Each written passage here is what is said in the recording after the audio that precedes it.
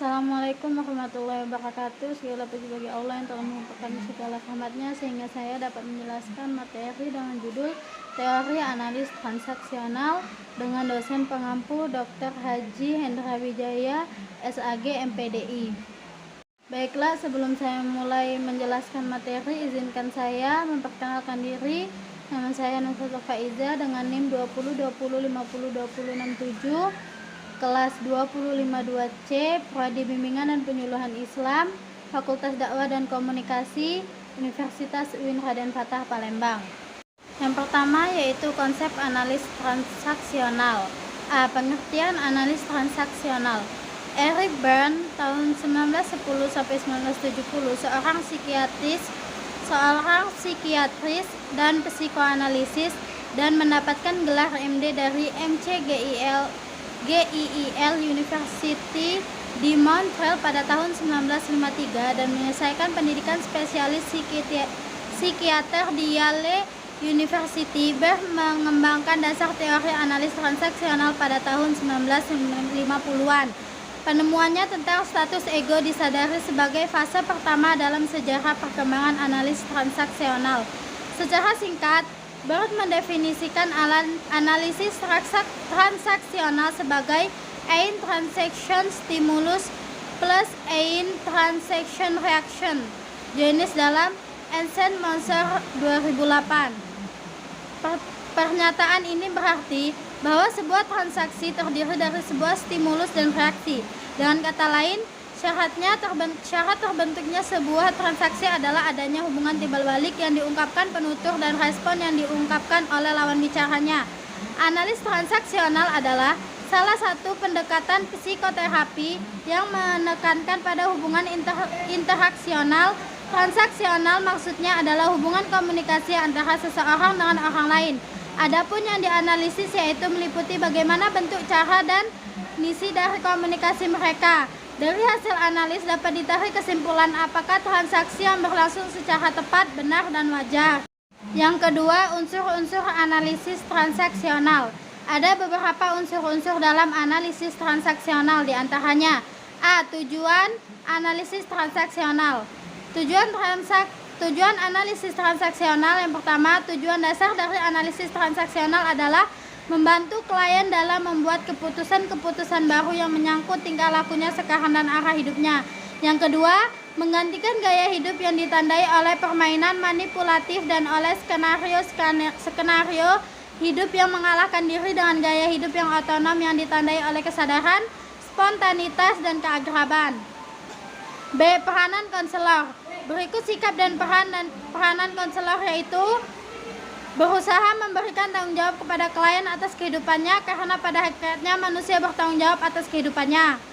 Kedua, menyediakan lingkungan yang menunjang. Untuk mencapai perubahan klien atau keseimbangan klien, konselor berusaha sebagai penyedia fasilitas yang mendorong perubahan pada klien. Yang ketiga, memisahkan mitologi dan realitas, karena banyak klien yang dipengaruhi oleh mitologi yang telah lama didapatnya. Yang keempat, melakukan konfrontasi atas keanehan atau keadaan ego state klien yang tidak seimbang dapat diperbaiki konselor dengan melakukan konfrontasi. Konselor hendaknya bisa mengkonstruksi menjadi seimbang. C. Proses konseling analisis transaksional. Proses terapi analisis transaksional ini dilakukan tiap transaksi yang dianalisis. Klien yang nampaknya mengelakkan tanggung jawab diarahkan untuk menerima tanggung jawab pada dirinya. Tahapan proses konseling analisis transaksional. Yang pertama, bagian pendahuluan digunakan untuk menentukan kontrak dengan klien, baik mengenai masalah ataupun tanggung jawab kedua belah pihak. Yang kedua, pada bagian kedua baru mengajarkan klien tentang egois state-nya dengan berdiskusi. Yang ketiga, membuat kontrak yang dilakukan klien sendiri yang berisikan apa yang dilakukan klien, bagaimana klien akan melangkah, dan klien tahu kapan kontraknya habis. Dan terakhir, setelah kontrak ini selesai, baru konselor bersama klien menggali ego state dan memperbaikinya sehingga terjadi dan tercapainya tujuan konseling. Yang ketiga yaitu teknik-teknik analisis transaksional. Teknik-teknik analisis transaksional banyak menggunakan teknik pendekatan Gestalt. James John Ward pada tahun 1971 mengkombinasikan konsep dan proses analisis transaksional dengan eksperimentasi Gestalt dan kombinasi ini memberikan hasil yang menjanjikan pada self-awareness dan automatic Corey pada tahun 1986. Yang pertama, metode didaktik method. Prosedur mengajar dan belajar adalah dasar dari pendekatan ini. Yang kedua, metode kursi kosong, empathy chair. Teknik ini merupakan adopsi dari pendekatan Gestalt. Teknik ini biasa digunakan untuk struktural analis.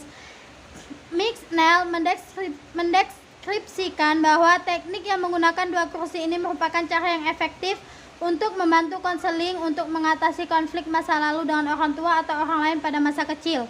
Yang ketiga, bermain peran. Bermain peran atau role play biasa digunakan dalam konseling kelompok di mana melibatkan orang lain. Anggota kelompok lain dapat berperan sebagai ego state yang bermasalah dan konseli. Dalam hal ini, konseli berlatih dengan anggota kelompok yang bertingkah laku sesuai dengan apa yang akan diuji coba dalam dunia nyata. Yang keempat, penokohan keluarga atau family modeling.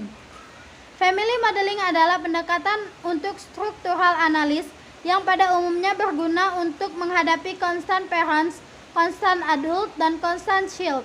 Klien diminta untuk membayangkan episode yang berisi orang-orang penting baginya di masa lalu.